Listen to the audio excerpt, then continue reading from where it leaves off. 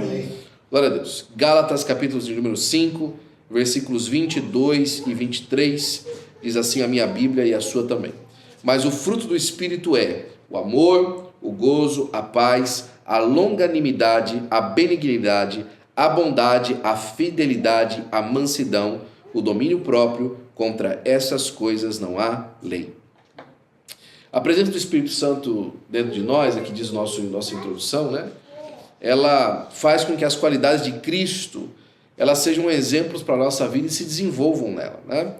Dessa forma a gente se torna cada vez mais próximos, mais parecidos com o Senhor Jesus.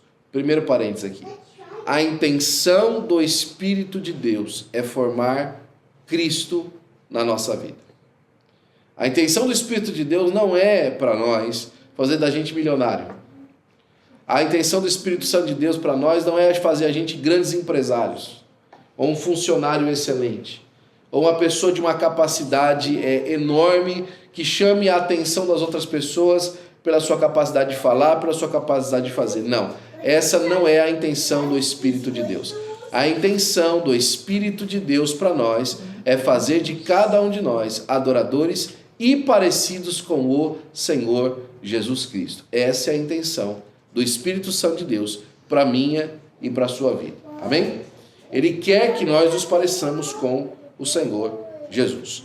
Infelizmente, hoje, nós visualizamos mais o desempenho e a função das pessoas, onde estratégias e métodos são mais celebrados, olhando para o exterior e avaliando as pessoas como elas estão se saindo. Hoje, infelizmente, parece que o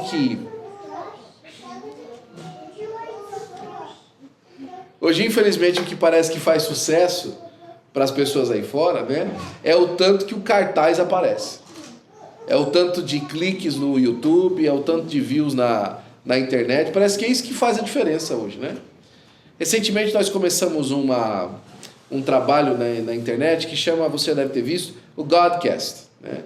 O Godcast é o podcast do Ministério do Belém para poder alcançar as pessoas e falar um pouquinho do ministério através da internet. Mas o trabalho que nós estamos buscando fazer do podcast é o contrário. Não é aparecer na internet para que as pessoas achem que a gente é assim na vida.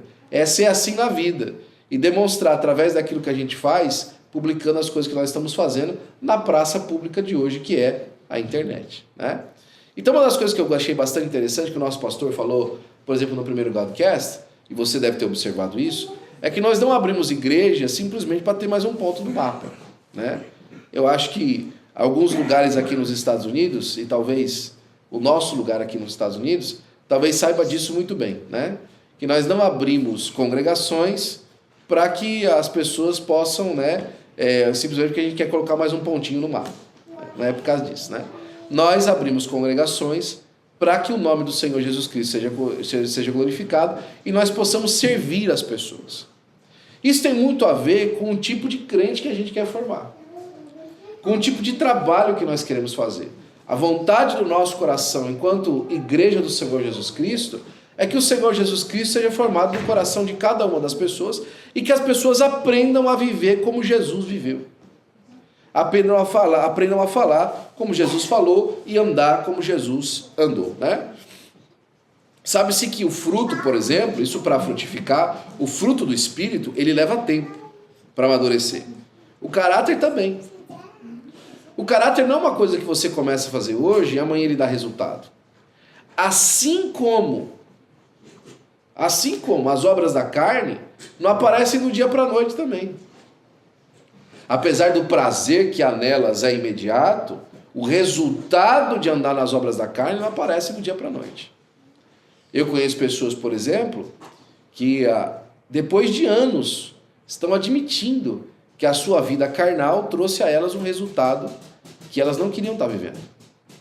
Alguns dias atrás eu falei com um homem, bastante jovem ainda, que disse para mim que a maior dificuldade que ele tem é que ele está percebendo que os anos estão se passando e ele vai baixar a sepultura sem ter pregado o evangelho por conta das escolhas que ele fez na vida. Você já pensou? Observar a vida e perceber que há uma frustração pela maneira como você escolheu viver? O fruto do Espírito gera justamente isso em nós, uma satisfação pelas escolhas que a gente fez. As escolhas de querer servir a Deus, né? Olha, é interessante. O Senhor Jesus Cristo, quando estava falando com seus discípulos, ele deixa uma coisa que é uma contrariedade, inclusive é isso que eu estou falando. Ele fala assim, olha, não foram vocês que escolheram a mim, mas fui eu que escolhi a vós. Quando Jesus está falando isso aos seus discípulos, ele não está ali falando da doutrina calvinista da eleição.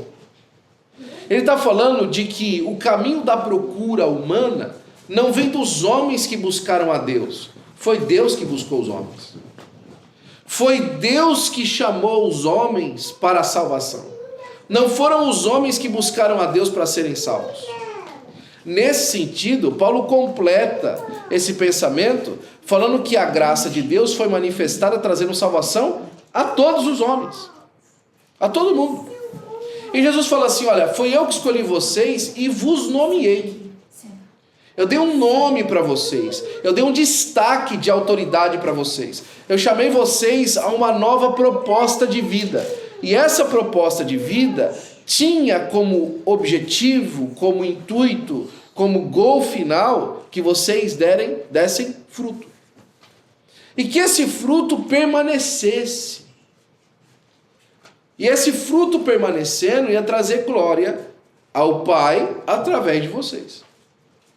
Então a vontade de que nós frutifiquemos não é simplesmente nossa. Deus quer que nós frutifiquemos. E esse fruto que Deus quer trazer através de nós, brotar através de nós, a intenção dele é para o nosso benefício. Deus pensa no nosso benefício. Você podia dar um glória a Deus e lembrar que Deus pensa no seu benefício? Que Deus pensa em que você seja beneficiado? Nós não estamos aqui servindo uma entidade com um chicote na mão e fala assim, se submeta porque eu sou Deus. Quando fala ao povo de Israel, fala assim, olha, hoje vocês têm diante de vocês a bênção e a maldição. Escolhe a bênção para que vocês vivam.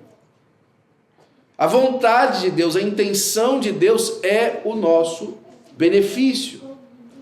E nesse benefício a gente quer destacar aqui alguns pontos de como esse fruto se manifesta na nossa vida. A gente falou um pouquinho na semana passada e hoje a gente vai dar uma continuidade mais destacada, né?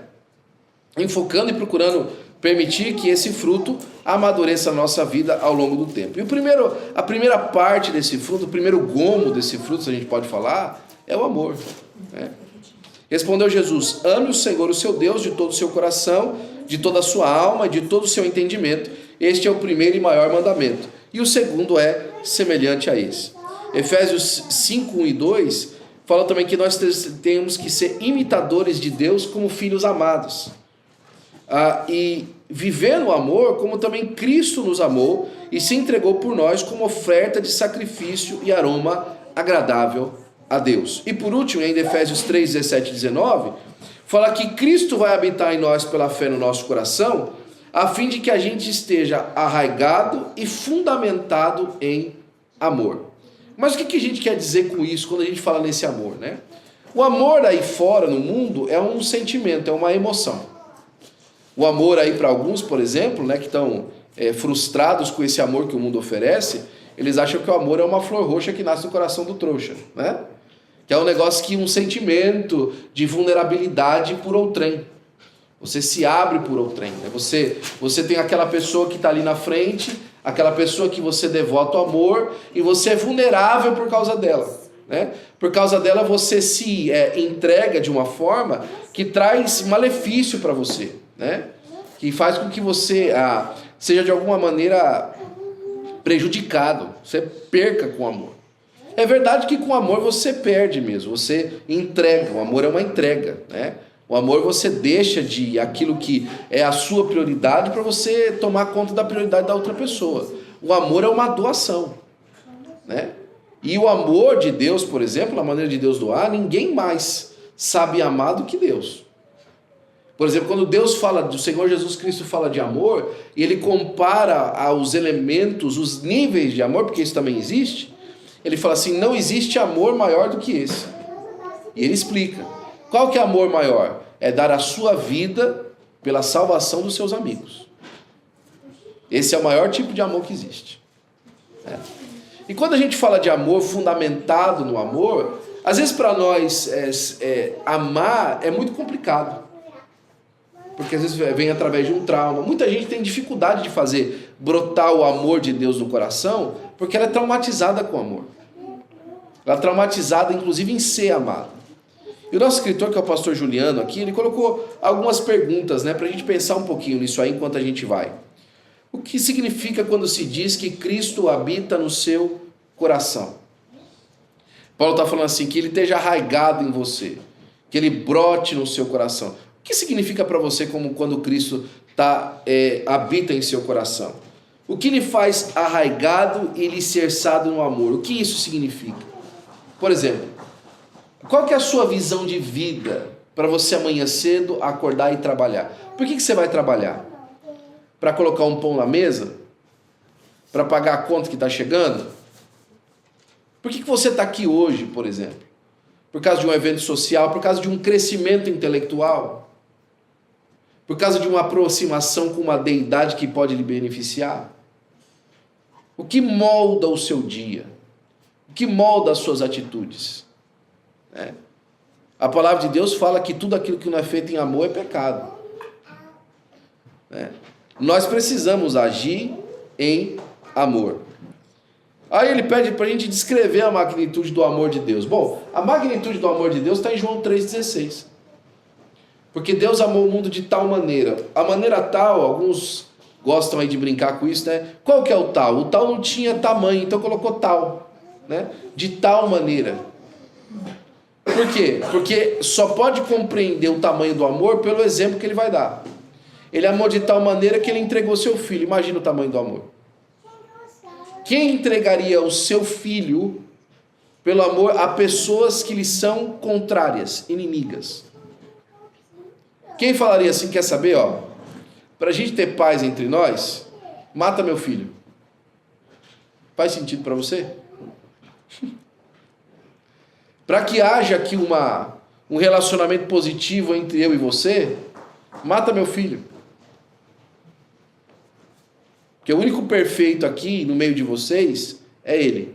Eu enviei ele no meio de vocês para que ele mostrasse como é que era viver uma vida perfeita. Ele viveu toda a vida dele sem pecar e vocês os odeiam. Então, mata eles porque eu substituí ele por vocês. Em vez de matar vocês, eu mato ele. Faz sentido para você? Mas esse é o tipo de amor que Deus amou. Esse é o tamanho do amor de Deus. Essa é a magnitude do seu amor para conosco. Você não dá um glória a Deus por isso? Eu percebi o tanto que Deus lhe ama para a glória do seu próprio nome, Quais são as áreas da sua vida, então, que precisam ser sujeitas ao amor de Deus? E ao entendimento desse amor, Quando a gente coloca essa perspectiva de inimigo, eu acho difícil o crente ter um inimigo. Mas de vez em quando, no caminhar da nossa vida, algumas pessoas se tornam inimigas nossas, E algumas pessoas, por exemplo, elas encarnam nelas tudo aquilo que a gente acha de ruim. Tudo aquilo que a gente despreza, aquela pessoa encarna. Tudo aquilo que a gente não gosta até de ver em nós, em algum movimento nosso, aquela pessoa encarnou. Como é que a gente demonstra amor a essa pessoa? Como é que a gente manifesta amor, a uma pessoa como essa? Eu penso, por exemplo, a gente às vezes comenta desse pessoal aí de algumas religiões árabes que são extremos no seu pensamento. São, assim, extremistas mesmo na sua maneira de manifestar a sua paixão e, inclusive, o seu método de crença. Como é que a gente ama essas pessoas? Como é que a gente demonstra amor, mesmo sabendo que elas estão agindo para o malefício nosso? Quando a gente vai para aí vem uma questão bastante interessante sobre a tradição, A tradição teológica das pessoas, A tradição teológica não das pessoas, mas das denominações. Se você vai para uma tradição teológica que fala assim sobre a eleição, você fala assim, pastor, a pessoa foi eleita para isso aí. Judas foi eleito para trair. Você vai fazer? Então, eu me escuso de amar Judas, porque ele foi eleito para trair. Mas como é que Jesus amou Judas?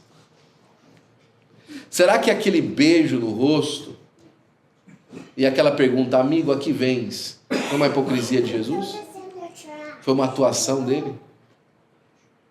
Será que Jesus quis jogar para a torcida? Quando ele falou assim, amigo, aqui vens. Ele lhe deu um beijo no rosto. Será que aquela pergunta que Jesus fez para Judas, falando assim, meu amigo, por que você deixou Satanás entrar no seu coração? Será que foi uma pergunta de simplesmente, haha, gotcha? Ou será que foi uma pergunta, puxa, meu amigo, por que você assumiu isso? Eu sei que alguém ia ter que fazer. Eu sei que alguém ia ter que assumir. Estava lá no Salmo 22. Aquele que põe a mão comigo no prato vai levantar o calcanhar para mim. Estava lá. Mas logo você. Por que você deixou Satanás entrar no seu coração? O estado assumido. Tantas pessoas assumem um estado. Será que a gente tem capacidade de amar elas?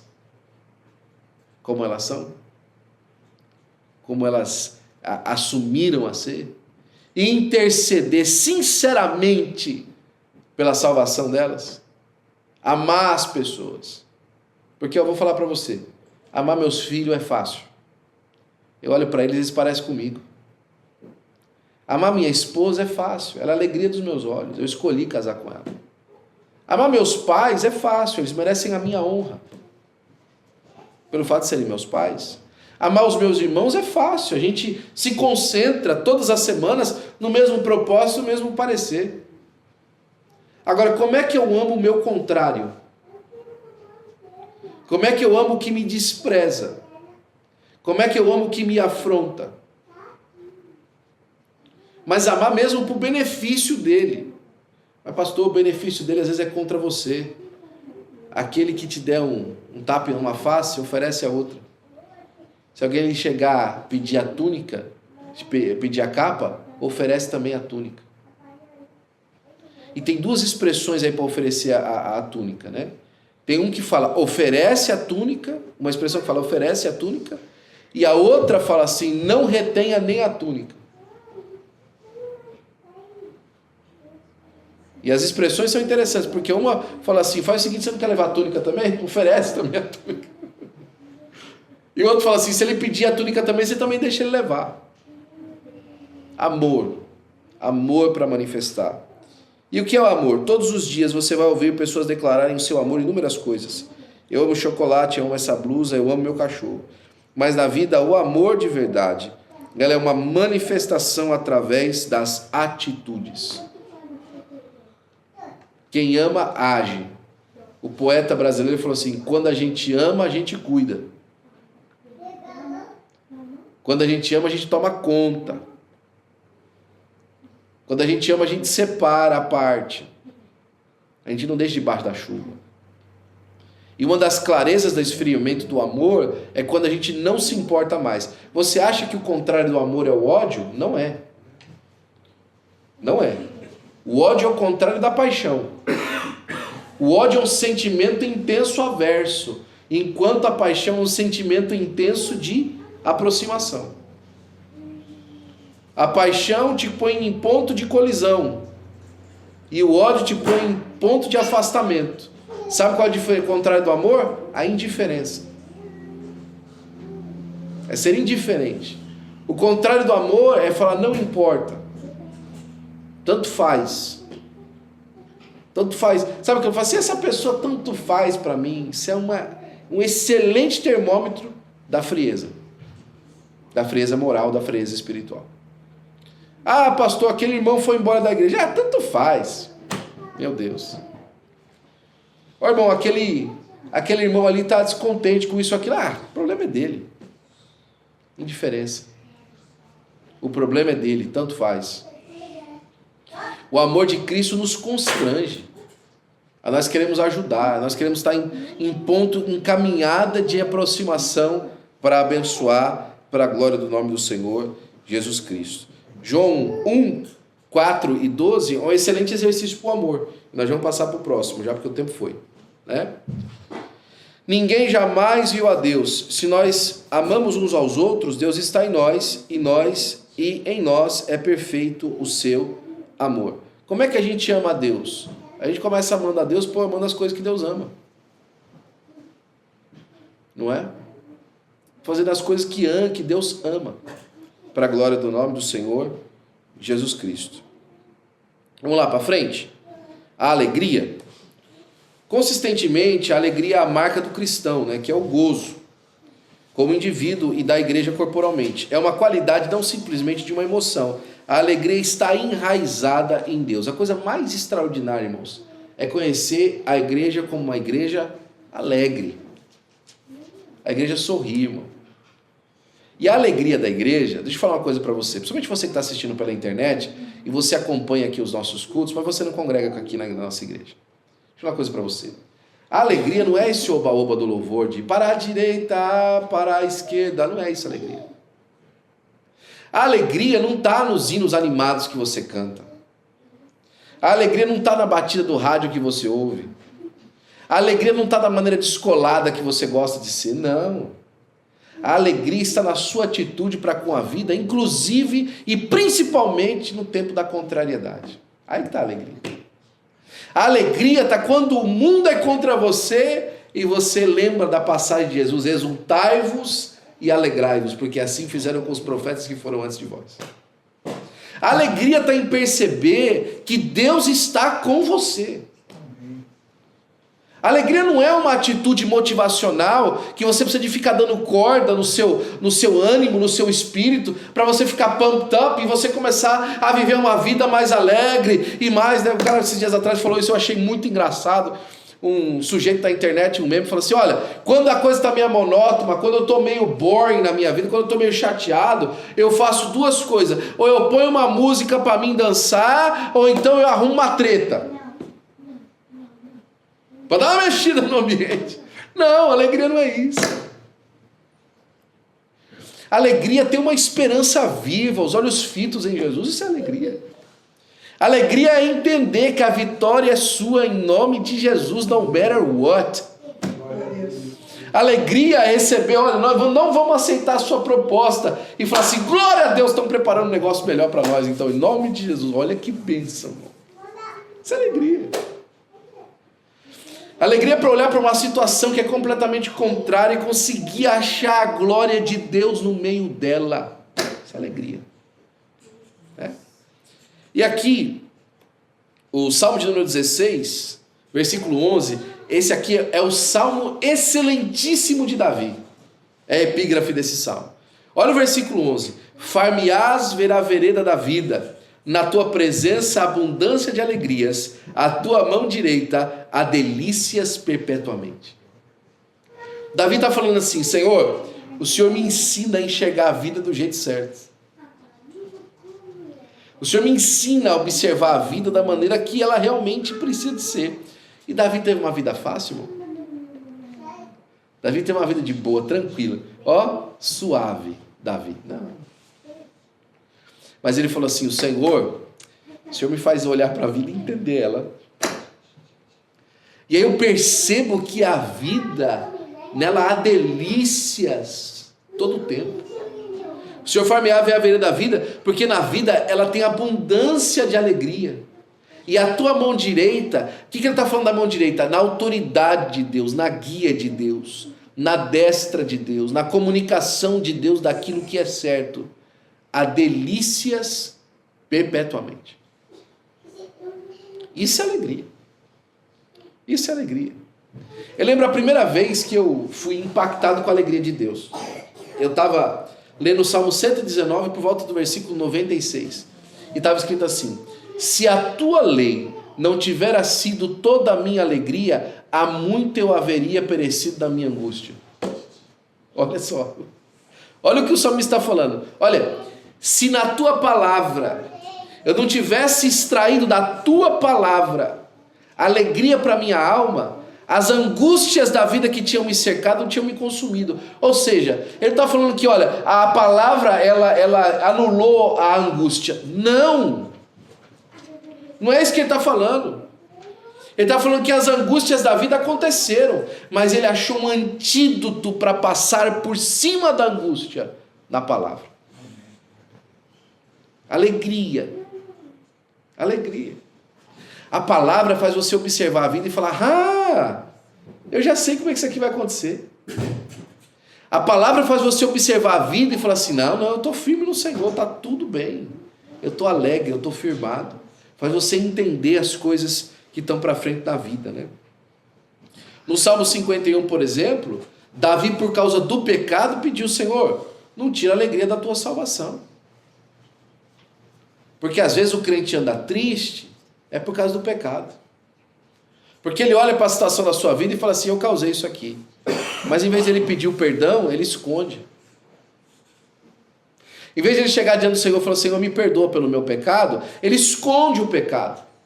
E aí a tristeza, né? A tristeza brota. A tristeza aparece, toma conta. Porque o pecado vence. É por isso que o Salmo 32, que é o Salmo do Masquil de Davi, ele fala assim: confessei-te o meu pecado, e o Senhor perdoou as obras, a transgressão do meu coração. Ele falava assim, que enquanto ele guardava o pecado, enquanto ele guardava aquele pecado nele, ele sentia como se os ossos dele apodreciam. E a boca dele, até a boca ficou seca. Mas depois que ele confessou, é como se um peso tivesse sido tirado das costas, né? A alegria do Senhor foi restaurada. E é por isso que a gente precisa de ter alegria, por exemplo, nos relacionamentos. Lendo as passagens, por exemplo, de 1 Tessalonicenses aqui, como a gente pode escrever o relacionamento que Paulo tinha com o povo em Tessalônica, né? Ele falava que a esperança dele, o gozo, era a coroa de glória, e ele falava que a vida das pessoas sendo restaurada era uma alegria para ele. Você já teve a alegria de alcançar alguém para Jesus? Já teve a alegria de ver essa pessoa se batizar? Já teve a alegria de ter um filho na fé? Não é?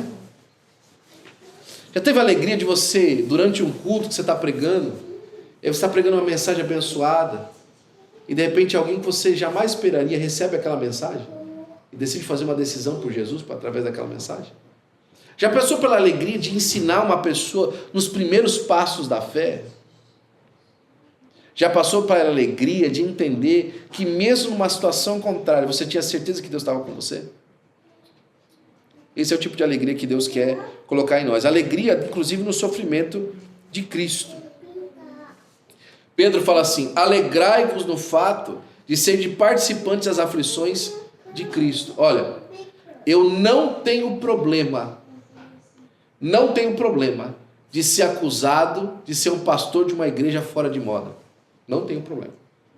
Eu não tenho problema em ser perseguido por ter alguns métodos muito ortodoxos de cristianismo. Não tenho problema. Eu tenho problema se alguém entrar aqui dentro e falar que a gente não prega Jesus. Aí eu tenho problema. Eu tenho problema se alguém chegar aqui e falar que Jesus não é o foco dessa igreja. Eu tenho problema. Aí eu tenho problema. Mas enquanto Jesus for o centro, irmão, eu participo das aflições de Cristo. Inclusive de ser acusado, de ser radical, de ser fora de moda, de fazer aplicações que não coadizem com o mundo moderno, de não aceitar certas posturas e certas condutas que a Bíblia não aprova. Não tenho problema. O que eu tenho problema é se Cristo não estiver nascendo no nosso coração. E isso me alegra. Isso me alegra.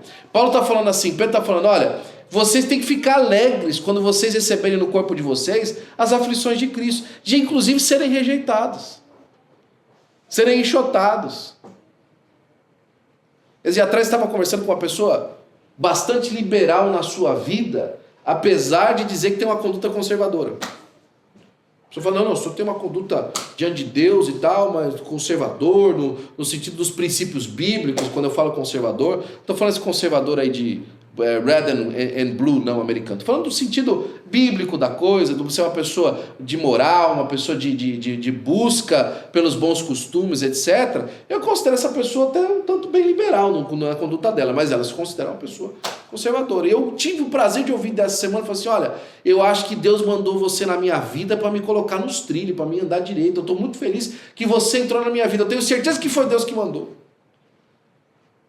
Mas por ter pouco tempo atrás, eu era só mais um imigrante que não sabe falar inglês direito e de vez em quando eu tenho que falar pausado comigo. Do you understand what I'm talking about with you?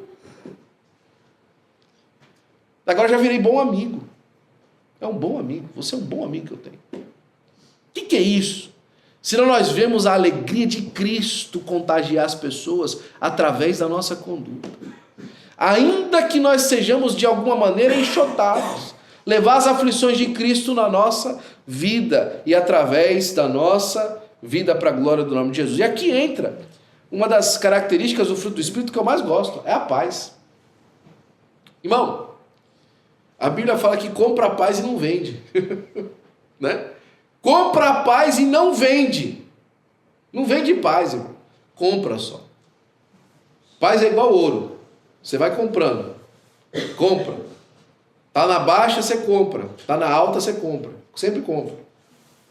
Compra ouro. Paz é ouro. Paz é uma coisa que você não pode desperdiçar na sua vida. A busca pela paz. A palavra de Deus fala assim, busca a paz e persegue-a. Onde é que está a paz? Onde é que eu fico? Onde é que eu encontro paz? E essa paz aqui que a Bíblia fala, não é essa paz que as pessoas acham que é ausência de conflito. Não. A palavra paz, no grego, é eirene, que é a questão do cessar, que é a questão do cessar da guerra, né, do cessar bélico. A paz bíblica no Novo Testamento é a ausência de guerra, é a eirene. Mas a paz no conceito do Antigo Testamento, que dá vazão à palavra eirene no Novo, do grego, é shalom. E shalom é uma palavra muito mais profunda do que simplesmente eirene. Porque ela não fala simplesmente da ausência de conflito. Ela fala de uma completude de ambiente, de uma harmonia completa. Então, esses tempos atrás, um rabino me disse, durante uma aula da nossa faculdade, que se ele pudesse expressar paz, ele falaria assim, imagina uma foto, ou uma imagem, ou uma cena de uma casa onde tem um inverno lá fora, e essa casa ela está completamente aquecida, existe um pai sentado na mesa, os filhos ao redor dela, e a mesa farta de pão. Isso é paz. Isso é shalom. Um ambiente contrário lá fora, mas um lugar de harmonia e completude, onde todos estão felizes. Isso é paz. Isso é o shalom bíblico. O que a Bíblia deseja para nós e que nós traigamos através do fruto do Espírito da nossa vida é paz. Mas não essa paz simplesmente que nós desfrutamos, a paz que nós fazemos. Lembra que o Senhor Jesus Cristo falou, bem-aventurados pacificadores, os que trazem paz, os que buscam um ambiente de paz. Tem gente que chega na igreja, infelizmente, em alguns lugares é assim, graças a Deus aqui não é e não vai ser em nome de Jesus. Que o negócio é limpar a igreja. Mas não limpar no sentido de que as pessoas andem de maneira santa, não. É causar um conflito para que a igreja fique vazia e limpa. É trazer conflito. É botar um irmão contra o outro. É deixar a liderança longe dos irmãos. É fazer com que haja uma desconexão entre os irmãos da igreja. Mas a palavra de Deus nos chama para nós vivermos o fruto do Espírito em paz. Ter paz um com o outro. Ter harmonia uns com os outros. Nós somos diferentes. Mas não é porque a gente é diferente que a gente tem que viver em guerra. Nós podemos viver em paz. A palavra de Deus fala que a paz é tão importante na igreja, que Paulo quando está falando na Coríntios, fala o seguinte, ó, se o seu irmão escandaliza por causa da carne que você come, não come carne na frente dele. Faz isso por quê? Por causa da harmonia do corpo. Para quê? Pela paz, irmão. Pela paz. Quando Davi está falando no Salmo 34, lá na caverna de Adulão. Samuel, capítulo de número 22, versículo de número 1, fala de Davi entrando na caverna de Adulão, né? Fala que lá estavam os desgostosos da vida, os endividados, os amargurados da vida, estavam lá. Versículo 1 de 1 Samuel 22. E aí depois o versículo 2 fala assim: e Davi se fez chefe no meio deles. Davi tinha uma postura diferente. E como é que Davi se tornou chefe num lugar onde todo mundo tinha problema? Vai lá no Salmo 34, versículo 8. Vinde, meninos, e vos ensinarei o temor do Senhor. Quem quer viver bem e ter uma longa vida? Olha, comece refreando a sua língua. Aí ele fala assim, olha, busque a paz e persegue-a. A primeira coisa, fecha todo mundo a boca. A segunda, vamos viver em paz? Vamos colocar paz aqui no meio? Vamos mudar esse ambiente? Ah, mas o crente que sabe mudar o ambiente para trazer paz. O crente que, ao invés de uma cutucada, tem uma apaziguada, ele muda o ambiente, irmão. Ele muda a situação. Ele traz uma outra perspectiva de vida. Quando o irmão está bravo com o outro, ele fala assim, rapaz, mas esse irmão é tão esforçado. Você viu como ele é esforçado? A coisa vai apaziguando. Quando Jesus chega, você sabe que eu gosto dessa passagem.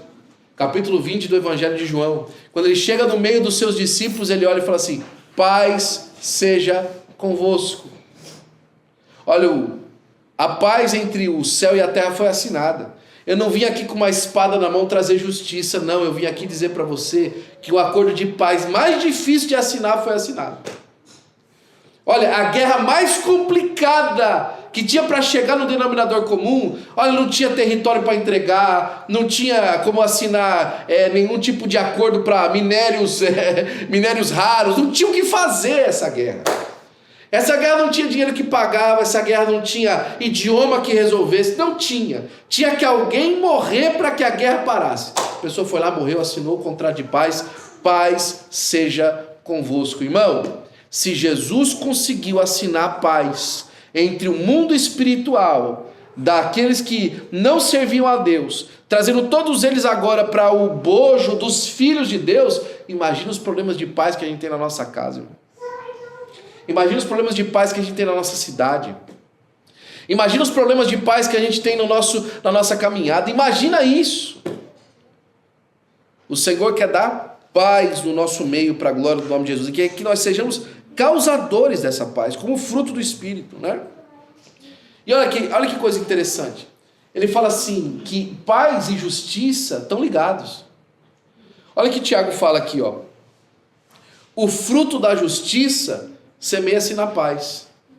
Qual que é às vezes o maior dos motivos das brigas? Não é a injustiça? Ah, porque o fulano fez isso comigo, e aí a paz vai embora. Porque o ciclano fez aquilo comigo, a paz vai embora. E aí, Paulo está falando assim, ó, que o fruto da justiça, a justiça nasce quando você semeia a paz. Quer encontrar um denominador comum? Quer finalizar o problema, às vezes, de uma cobrança de um para o outro? Quer trazer em xeque aquela situação que você tem, que você considera-se prejudicado por ela? Semeia paz nisso aí. E você vai ver a justiça aparecer. É a justiça de Deus que se manifesta. Quando você semeia a paz, a justiça aparece. Mas não uma justiça para justificar você, não. Para equilibrar a situação. Mesmo que você não queira isso. Deixa eu falar uma coisa para você. Deus está falando aqui agora como uma palavra profética para a sua vida. Deus vai equilibrar as coisas, mas você vai ter que semear a paz. Deus vai equilibrar a situação. Olha, eu estou sentindo Deus aqui falando com você. Deus vai equilibrar a situação, mas você vai ter que semear a paz para que Ele equilibre isso. Deus vai fazer uma coisa tremenda acontecer. Mas você vai ter que semear a paz. E para semear a paz, vai ter que ter um pedido de perdão seu. Você vai ter que pedir perdão. Você vai ter que pedir perdão por aquilo que a pessoa lhe acusa de ter feito. Mesmo que você ache que você não fez. Quando você semear a paz, Deus vai equalizar as coisas. E o benefício vai ser de todo mundo, para a glória do nome de Jesus. Amém? Glória ao nome do Senhor Jesus Cristo. O que significa então está ansioso sobre algo, né? Filipenses capítulo 4, versículos 6 e 9, fala que um dado que manifesta e que reflete que nós não estamos vivendo em paz é muitas das vezes o fato da gente estar inquieto. Inquieto por conta de alguma coisa que está acontecendo no país, inquieto por alguma coisa que está acontecendo dentro de casa, inquieto por causa de uma situação que está acontecendo no ministério, né? Eu me lembro, irmãos, que foi muito difícil para mim a nossa mudança para cá. Pessoalmente, como seu pastor e como dirigente da congregação, encarregado administrativamente desse processo para passar para a minha liderança, como é que a gente ia fazer isso? Eu passei noites de angústia. Noites de angústias, inquieto. Não mais. Porque eu aprendi a como ter paz nesse tempo. A como receber paz do Senhor. Eu não me inquieto mais por conta disso. Não fico mais assustado por conta disso. Eu sei que o Senhor, nosso Deus, está no controle. Mas isso acontece por conta que você experimenta. Você tem que experimentar alguma coisa. Quantos de nós aqui que está me ouvindo agora, você também que está me ouvindo por esse vídeo, já não passou um momento de inquietude absoluta, que aquilo criou em você uma maneira de observar a vida em paz que nunca você mais experimentou diferente do que daquela vez? Alguns de nós já passaram por isso. Alguns de nós estamos passando por isso agora, né? Para a glória do nome de Jesus. E por último, irmãos, para a gente poder terminar, a paciência, que é a longanimidade, né? Paciência é a habilidade de receber uma grande quantidade de punição de pessoas más ou de circunstâncias sem perder a calma, ficar irritado ou com raiva e sem se vingar. Isso inclui a capacidade de suportar a dor, tribulação, sem reclamação.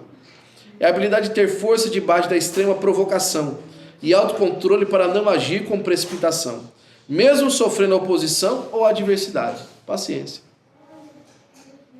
A paciência está ligada muito também com a perseverança, né? A longanimidade, por isso você tem um ânimo longo. Longanimidade, ter um ânimo longo. Está animado de maneira comprida, mesmo que a coisa está contrária a você, né? E essa paciência, irmãos, que a gente vê aqui, é a paciência, por exemplo, como Abraão teve. Abraão, quando foi prometido por Deus que seria pai de uma grande nação, ele já era velho. E ele só ficou mais velho. Mas ele teve paciência. Ele esperou pela promessa. Ter paciência, muitas das vezes, é parecer frouxo. Ter paciência, muitas das vezes, é parecer... e até tem uma conotação assim, até de inconsequente. Essa palavra que eu estava procurando. Ter paciência, o cara é inconsequente, ele não está vendo o que está acontecendo. Ele fica aí, tal, deitado aí, amoroso, tal, como se nada tivesse acontecendo. Não. Paciência não é isso. Paciência não é ser irreverente, nem mesmo achar que a coisa ser inerte às situações. Não. Paciência é ter firmeza no prêmio da promessa, apesar da provocação. É entender o que está acontecendo. Um pedaço. Então, não está na hora. Paciência. Paciência quando alguém olha para você e fala assim, não, isso aí é coisa para gente fracassada. Essa posição aí, esse trabalho, essa situação é para gente que já perdeu toda a esperança e você está na situação. Porque você sabe que Deus lhe enviou para fazer alguma coisa e você fica com paciência. Paciência, não, calma. Não precisa, né? Algum tempo atrás eu falei assim, essa pessoa ainda não provou para mim o ministério dela. Deixa eu provar para você o ministério? Tá bom. Né? Aí algum tempo depois a pessoa fala assim, eu percebi que Deus abençoou muito o fulano de tal lá naquele lugar e tal. Paciência, irmão. Tenha perseverança. Você vai desfrutar. Tenha paciência. Continue fazendo o que você está fazendo. Continue andando crendo do jeito que você está crendo. Continue investindo do jeito que você está investindo. Continue acima de tudo, sendo fiel ao Senhor da maneira como você está sendo. Não perca a sua fidelidade a Deus na caminhada. Não perca o seu foco no Senhor, na caminhada que você está andando para a glória do nome do Senhor, Jesus Cristo. As pessoas sem paciência, irmãos, elas geralmente não alcançam a promessa. Geralmente não alcançam. A palavra de Deus fala que nós vamos receber o fruto, nós vamos colher o fruto se nós perseverarmos e tivermos paciência. Não adianta você plantar, irmãos, alguma coisa e você não esperar a colheita. Ah, não, essa planta está demorando muito para crescer, eu vou buscar outra coisa, eu vou no mercado comprar o milho, porque esse milho... Não, vai, fica aí. Continua regando a plantinha. Tenha paciência, você vai colher para a glória do nome do Senhor Jesus Cristo, né? Como eu falei, a paciência e o sofrimento, elas estão ligadas, porque muitas canções dos escravos americanos, elas foram escritas e foram cantadas, né, em tempo de sofrimento. Eles tinham paciência da liberdade. Down by the river. Nós cantamos essas músicas. Lembra do sofrimento de Israel, por exemplo, e da paciência que eles tiveram para alcançar a promessa de Deus na vida deles? O tanto que Israel sofreu, irmãos, até alcançar a promessa, né, para a glória do nome do Senhor Jesus Cristo. Para que na sua vida diária necessita mostrar paciência? Como isso está funcionando hoje? Passe um tempo pedindo para que Deus lhe mostre a quem você precisa de ser paciente, ou até mesmo perdoar por conta da falta de paciência, né? Pela falta de esperar que as coisas acontecessem da maneira que Deus iria fazer acontecer. Por fim, e termino aqui, 9 horas da noite. Ao explorarmos o gozo, a paz, a longanimidade, aprendemos que essas virtudes moldam a nossa existência e influenciam profundamente os nossos relacionamentos. Tem gente que a única coisa que está faltando para viver bem, irmão, é um ajustezinho. Um ajustezinho na paciência, na alegria, começar a observar o dia com outra forma, irmão, né? Em vez de você abrir a notícia, abre a Bíblia de manhã, né? Abre a Bíblia de manhã. Eu dei graças a Deus, eu percebi como esse final de semana foi muito mais produtivo. Eu não tive tempo de acompanhar a notícia de nada. Não acompanhei nada. Sei o que aconteceu. Depois que eu fui ver que alguma coisa aconteceu aqui, assim, ali, mas a maioria das coisas eu não vi nada, irmão, que aconteceu. Como o dia foi melhor. Como o dia rendeu. Como o dia foi mais agradável, né? Às vezes que a gente precisa de uma mudança de foco, de atenção, atentar mais às coisas do Senhor e um pouquinho menos às coisas daqui da terra. Ler um pouquinho mais de palavra, comer um pouquinho mais de Bíblia, desfrutar um pouquinho mais dos relacionamentos que nos fazem bem, né? Tomar um café a mais, irmão, com a pessoa que você ama, né? Eu fiz aqui um cafezinho para você, ó. Pode ter até seu leite, eu fiz seu leitinho, tá aqui seu leitinho. Traz um chocolate, né, filho? Faz alguma coisa diferente para você poder desfrutar daquilo que Deus colocou em volta de você. E seja intencional em fazer o fruto ser gerado em você. Seja intencional em amar. Quer um fruto bonito, viçoso? Lá na agricultura se coloca adubo, ou seja, é intencional para que o fruto nasça bom. Seja intencional para que o fruto nasça bom na sua vida. Seja intencional na paciência. Quando alguém fizer alguma coisa contra você, seja intencional.